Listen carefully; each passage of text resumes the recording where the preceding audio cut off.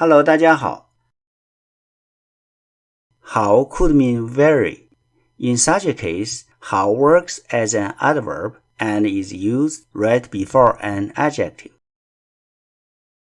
For instance, 牛肉好贵. The beef is very expensive. 牛肉 is beef, and 贵 means expensive. 那个地方好远. That place is very far. 地方 means a place, and 远 means far. Next one. 她好高啊.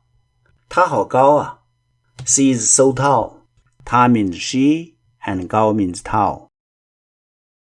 So the word 好 is not always equivalent to good, nice, okay, and so on. Now you can make your own sentences using 好. 谢谢，再见。